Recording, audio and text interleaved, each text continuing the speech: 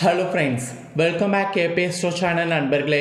இன்றைக்கி இந்த வீடியோவில் மிக அதிரடியான ஒரு ஜோதிட தாள்களை தான் இப்போ இந்த வீடியோவில் பார்க்க போகிறோம். அதிரடியான ஜோதிட தாள்களை பார்க்கறதுக்கு முன்னாடி எதை பற்றிய ஜோதிட தாள்கள் பார்க்க போகிறோம் அப்படிங்கிறத இன்ட்ரோவில் ஷேர் பண்ணுறேன். எதை பற்றி பார்க்க போகிறோம் அப்படிங்கிறத இன்ட்ரோவில் தெரிஞ்சுக்குங்க.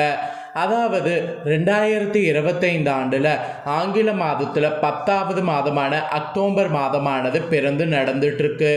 இந்த மாதம் ஆன்மீக ரீதியாக சாதாரண மாதம் கிடையாது, மிகவும் எச்சரிக்கையான மாதம் என்று சொல்லலாம். ஏன்னா இந்த மாதத்தில் அந்த மாதிரி ஆன்மீக சார்ந்த நாட்கள் நிறைய வருது. ஆக்சுவலி அக்டோபருடைய 6ஆம் தேதி ஒரு முக்கியமான ஆன்மீக நாள். அன்னைக்கு தமிழ் மாதம் 6வது மாதமான புரட்டாசியுடைய 20ஆம் நாள், கிழமை அன்னைக்கு திங்கக்கிழமை. ஸோ இந்த நாள் சோமவாரம் என்று அழைக்கப்படக்கூடிய சிவபெருமானுக்கு உரிய நாள். இந்த நாளில் ஸ்பெஷலாக என்ன வந்திருக்குன்னா பௌர்ணமியானது வந்திருக்கக்கூடிய பௌர்ணமி புரட்டாசி சோமவார பௌர்ணமி. இது ஒரு சாதாரண பௌர்ணமி கிடையாது. கடவுள்கிட்ட கதறி நின்னாலும் இனி விதி விடாது. காரணம் என்னன்னா, புரட்டாசி பௌர்ணமியில் கிரகங்கள் அமைந்திருக்கக்கூடிய அடிப்படையில் அக்டோபர் 6 இது நடந்தே தீரும். ஸோ உங்கள் துலாம் ராசிக்கு என்ன நடந்தே தீரும் அப்படிங்கிற விஷயங்களை இந்த வீடியோவில் ஷேர் பண்ண போகிறேன். துலாம் ராசியில் பிறந்த நேயர்கள் அத்தனை பேரும் வீடியோவை ஸ்கிப் பண்ணாமல் பாருங்கள். அப்போ தான் உங்களோட ராசிக்கு என்ன மாதிரியான விஷயங்கள் நடக்கும் அப்படிங்கிறத தெரிஞ்சுக்க முடியும். ஏன் இந்த பௌர்ணமி ரொம்ப சிறப்பான பௌர்ணமியா அப்படின்னு கேட்டிங்கன்னா, ரொம்பவே சிறப்பான பௌர்ணமி தான். இந்த பௌர்ணமியில் பிரபஞ்சத்தில் நல்ல சக்திகளானது நிறைந்து இருக்கும். அதனால் இந்த பௌர்ணமி ரொம்ப முக்கியமான பௌர்ணமி என்று சொல்லப்படுது. இந்த பௌர்ணமியில் நாம் சில பரிகாரங்கள் செய்யணும். அதனால் உங்கள் ராசிக்கு முதல்ல பரிகாரம் செய்கிறத ஷேர் பண்ண போகிறேன். அதுக்கப்புறம் உங்களுக்கான பலனை இந்த வீடியோவில் ஷேர் பண்ண போகிறேன். ஸோ தெளிவாக இந்த வீடியோவை பாருங்கள். முதல்ல பௌர்ணமி பரிகாரத்தை தெரிஞ்சுக்குங்க. ஆக்சுவலி இந்த பௌர்ணமி பார்த்திங்கன்னு வச்சுக்கோங்களேன், ஒரு சக்தி வாய்ந்த பௌர்ணமி. இந்த பௌர்ணமி சித்ரா பௌர்ணமிக்கு நிகராக கருதப்படுது. அதனால் இந்த பௌர்ணமியில் வழிபாடு செய்கிறது ரொம்ப ரொம்ப ரொம்ப முக்கியம். ஸோ இந்த பௌர்ணமி வழிபாடை மறக்காமல் துலாம் ராசிக்காரங்க செய்திடுங்க. பௌர்ணமி என்றதுமே சித்ரா பௌர்ணமி மிகவும் சிறப்பு மிகுந்தது என்று கூறி கேள்விப்பட்டிருப்போம். அதே அளவிற்கு தான் புரட்டாசி பௌர்ணமி மிகவும் சிறப்பு வாய்ந்த பௌர்ணமியாக திகழ்கிறது.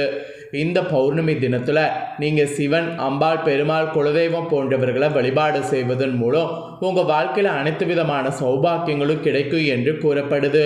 அந்த வழிபாட்டு முறையை பற்றி தான் இந்த ஆன்மீக வீடியோவில் ஃபஸ்ட்டு சொல்ல போகிறேன். புரட்டாசி பௌர்ணமி வழிபாடை தெரிஞ்சுக்குங்க. புரட்டாசி பௌர்ணமி அக்டோபர் மாதம் 6ஆம் தேதி காலை 7:57 ஆரம்பித்து அக்டோபர் மாதம் 7ஆம் தேதி காலை 5:30 நிறைவடைகிறது. கிரிவலம் செல்பவர்களாக இருக்கக்கூடிய பட்சத்தில் 6ஆம் தேதி இரவு செல்வது என்பது மிகவும் சிறப்பு. அவ்வாறு செல்லும் பொழுது வில்வ இலைகளை கையில் வைத்து கொண்டு கிரிவலம் மேற்கொள்ள வேண்டும். பிறகு இந்த வில்வ இலைகளை எடுத்து பண வைக்கக்கூடிய பீரோவில் வைத்து விட வேண்டும். இப்படி செய்வதன் மூலம் செல்வ வளம் அதிகரிக்கும் என்று கூறப்படுது. இதோடு சேர்த்து நாம் சிவன், அம்பாள், பெருமாள் மற்றும் குலதெய்வ வழிபாட்டை மேற்கொண்டோம் என்றால் நம்ம வாழ்வில் அனைத்து விதமான சௌபாக்கியங்களும் கிடைக்கும் என்று கூறப்படுது. இந்த தெய்வங்களை ஏதாவது ஒரு தெய்வ வழிபாட்டையாவது புரட்டாசி பௌர்ணமி தினத்தில் நாம் மேற்கொள்ளணும். அப்போ தான் நல்ல பலன் கிடைக்கும். இப்போ சிவபெருமான வழிபாடு செய்பவர்களாக இருக்கக்கூடிய பட்சத்தில் அக்டோபர் மாதம் 6ஆம் தேதி 3 வேளையும் வழிபாடு செய்ய வேண்டும். பிரம்ம முகூர்த்த நேரத்திலையும், மதியத்திலையும், மாலை நேரத்திலையும் வழிபாடு செய்ய வேண்டும். சிவலிங்கம் இருக்கக்கூடிய பட்சத்தில் அந்த சிவலிங்கத்திற்கு பால், பன்னீர், விபூதி அபிஷேகம் செய்யணும். 3 வேளையுமே செய்யணும், அல்லது ஒரு முறை மட்டுமாவது செய்யணும். சிவபெருமானுக்கு முன்பாக ஒரு நெய் தீபத்தை ஏற்றி வைத்து ஏதாவது ஒரு பொருளை நைவேத்தியமாக வைக்க வேண்டும். பிறகு ஓம் சிவ சிவ சிவாய நமக எனும் மந்திரத்தை 108 முறை உச்சரிக்க வேண்டும். மதியம் 12:15 1:15 மறுபடியும் இதே முறையில் வழிபாடு செய்ய வேண்டும். அதே போல் மாலை 5 மணியிலிருந்து 6 மணிக்குள் இதே வழிபாட்டை மேற்கொள்ள வேண்டும். ஒவ்வொரு முறையும் நைவேத்தியத்தை மட்டும் மாற்ற வேண்டும் என்பது குறிப்பிடப்படுது. இது சிவ வழிபாடு. இதே அம்பாள் வழிபாடு செய்பவர்களாக இருக்கக்கூடிய பட்சத்தில் மாலை 5 மணியிலிருந்து 6 மணிக்குள் இந்த வழிபாட்டை செய்ய வேண்டும். இந்த வழிபாட்டை செய்யும் பொழுது அம்பாளுக்கு பால் சம்பந்தப்பட்ட ஏதாவது ஒரு பொருளை நைவேத்தியமாக வைக்கணும். அம்பாளுக்கு முன்பாக ஒரு நெய் தீபத்தை ஏற்றி வைத்துவிட்டு அம்பாளை முழுமனதோடு வழிபாடு செய்து கற்பூர தீப தூப ஆராதனை காட்டி முடித்துவிட்டு ஓம் சக்தி என்னும் மந்திரத்தை 108 முறை உச்சரிக்க வேண்டும். இது அம்பாள் வழிபாடு. இதே பெருமாள் வழிபாடு செய்பவர்களாக இருக்கக்கூடிய பட்சத்தில் காலையிலையும் மாலையிலையும் வழிபாடு செய்ய வேண்டும். காலையில் பிரம்ம முகூர்த்த நேரத்தில் செய்யலாம். அவ்வாறு செய்ய இயலவில்லை என்பவர்கள் 7:30 மணிலிருந்து 11:45 மணிக்குள் இந்த வழிபாட்டை செய்யலாம். மாலை நேரத்தில் 5 மணிலிருந்து 6 மணிக்குள் செய்துவிட வேண்டும். பெருமாளுக்கு முன்பாக நல்லெண்ணெய் தீபம் அல்லது நெய் தீபத்தை ஏற்றி வைத்து பெருமாளுக்கு ஏதாவது ஒரு பொருளை நைவேத்தியமாக வைத்துவிட்டு ஓம் நமோ நாராயணா எனும் மந்திரத்தை 108 முறை உச்சரிக்க வேண்டும். இது பெருமாள் வழிபாடு.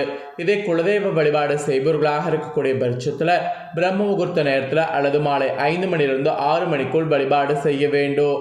அருகில் குலதெய்வத்தின் ஆலயம் இருக்கக்கூடிய பட்சத்தில் அந்த ஆலயத்திற்கு சென்று வழிபாடு செய்வது என்பது மிகவும் சிறப்பு. அவ்வாறு அருகில் குலதெய்வ ஆலயம் இல்லாத பட்சத்தில் வீட்டிலேயே இந்த வழிபாட்டை மேற்கொள்ளலாம். குலதெய்வின் படத்திற்கு முன்பாக நெய் தீபத்தை ஏற்றி வைத்து கொள்ள வேண்டும்.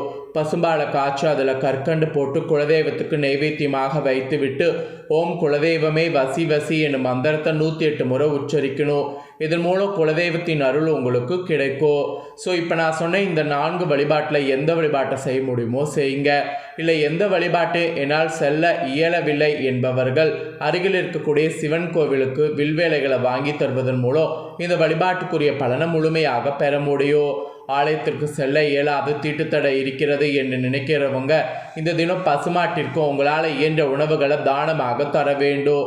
அதே போல் காலையில் பிரம்ம முகூர்த்த நேரத்திலும் மாலை 5 மணிலிருந்து 6 மணிக்குள் வடக்கு பார்த்து அமர்ந்து 10 நிமிடம் தியானம் செய்வதன் மூலம் இந்த பலனை பெற முடியும். அதே போல் சந்திர தரிசனம் இந்த நாளில் செய்வது மிகவும் சிறப்புக்குரியதாக திகழ்கிறது.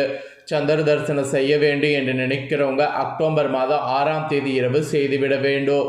அதுதான் முழு பௌர்ணமி சந்திர தரிசனம் ஆகும். இந்த எளிமையான வழிபாட்டு முறைகளில் உங்களால் எந்த வழிபாட்டை செய்ய முடியுமோ அந்த வழிபாட்டை செய்து சகல சௌபாக்கியங்களும் பெற்று நிறைவான வாழ்க்கையை வாழணும். அதை தான் இந்த வீடியோவில் உங்களுக்கு சொல்லியிருக்கேன். ஸோ சொன்னதை தெரிஞ்சிருப்பீங்க. கண்டிப்பாக இந்த நாளை மிஸ் பண்ணாமல் வழிபாடு செய்து பயன்படுத்திக்குங்க. இப்போ உங்கள் ராசிக்காரங்களுக்கு இந்த பௌர்ணமியிலிருந்து என்ன பலன் கிடைக்குங்கிறத பார்க்கலாம் வாங்க. அக்டோபர் மாதத்தில் இந்த பௌர்ணமி வர்றதுனால உங்களுக்கு கிரகநிலைகள் இப்படி தான் அமைஞ்சிருக்கு என்பது குறிப்பிடப்படுது. ராசியில் செவ்வாய் புதன், பஞ்சமஸ்தானத்தில் சனி ராகு, பாக்கியஸ்தானத்தில் குரு, லாபஸ்தானத்தில் சுக்கிரன் கேது, ஐனசைன போகஸ்தானத்தில் சூரியன், இந்த மாதிரி கிரகநிலைகள் இந்த பௌர்ணமியில் அமைஞ்சிருக்கு. இதனோட அடிப்படையில் தான் உங்களுக்கான பலன்கள் குறிப்பிடப்பட்டிருக்கு. ஸோ என்ன பலன்கள் அப்படிங்கிறத சொல்கிறேன், தெளிவாக நோட் பண்ணிக்கோங்க. இந்த பௌர்ணமியிலிருந்து தெளிவான மனநிலை இருக்கும். இக்கட்டான சூழ்நிலையில் சாமர்த்தியமாக செயல்பட்டிங்கன்னா சாதகமான பலன் பெறுவீங்க. செயல்திறனானது அதிகரிக்கும். தொழில் வியாபார தொடர்பாக வீண் அலைச்சல்கள் இருக்கும். சில நேரங்களில் முக்கிய முடிவு எடுப்பதில் தயக்கம் காட்டுவீங்க. உத்தியோகத்தில் இருப்பவங்க திறமையோடு செயல்பட்டிங்கன்னா நிர்வாகத்தினரால் பாராட்டு கிடைக்க பெறுவது உறுதி. அப்புறம் கணவன் மனைவிக்கிடையே நெருக்கம் அதிகரிக்க மனவிட்டு பேசுவது நன்மை தரும். பெண்களுக்கு எதிலும் சாமர்த்தியமாக செயல்பட்டிங்கன்னா காரிய வெற்றி பெறுவீங்க. கலைத்துறையில் இருக்கிறவங்களுக்கு வீண் அலைச்சலை சந்திக்க வேண்டியது இருக்குது. அரசியல் உள்ளவர்களுக்கும் முயற்சிகள் பலிக்கும். மாணவர்களுக்கு செயல்திறமை அதிகரிக்கும். உயர்கல்வி கற்பவங்க கூடுதல் கவனத்தோடு பாடங்கள் படிப்பது நல்லது.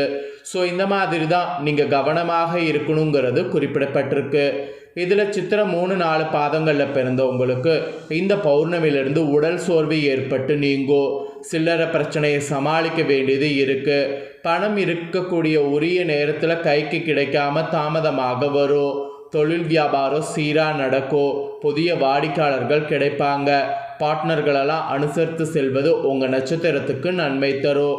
இதே சுவாதியில் பிறந்த துலாம் ராசிக்கு இந்த பௌர்ணமியிலிருந்து உத்தியோகத்தில் இருப்பவங்க சாமர்த்தியமான பேச்சின் மூலம் அலுவலக வேலைகளை செய்து முடிப்பீங்க. குடும்பத்தில் இருப்பவர்களோடு அனுசரித்து செல்வது நல்லது. கணவன் மனைவிக்கிடையே கோபமான பேச்சு தலை தூக்கும். பிள்ளைகளுடைய எதிர்கால பற்றிய கவலை ஏற்படும். ஸோ கவனமாக இருக்கணும். இதே விசாக 1-2-3 பாதங்களில் பிறந்த துலாம் ராசிக்கு இந்த பௌர்ணமியிலிருந்து எதிலும் கூடுதல் கவனத்தோடு செயல்படுவது நல்லது. அடுத்தவர் கூறுவதை யோசித்து பார்த்து அதன் பிறகு அந்த காரியத்தில் ஈடுபடுவது நன்மை தரும். நட்பு வட்டம் மூலம் எதிர்பார்த்த உதவி கிடைக்கும். பொருட்களை கவனமாக பாதுகாத்துக்கொள்வது நல்லது. ஸோ விசாகத்தில் பிறந்த நட்சத்திரக்காரங்க இப்படி செயல்படுங்க. இந்த மாதிரி நட்சத்திரத்துக்கு ஏற்ப உங்கள் ராசிக்கு என்ன பலன் இந்த பௌர்ணமியிலிருந்து கிடைக்கும், என்ன பரிகாரம் செய்யணும் அப்படிங்கிறது எல்லாமே தெளிவாக இந்த வீடியோவில் ஷேர் பண்ணிட்டேன். ஷேர் பண்ணதை தெளிவாக இந்த வீடியோவில் தெரிஞ்சிருப்பீங்க. தெரிஞ்சதுக்கேற்ப நடந்து துலாம் ராசிக்காரங்க பயன்பெறுங்க.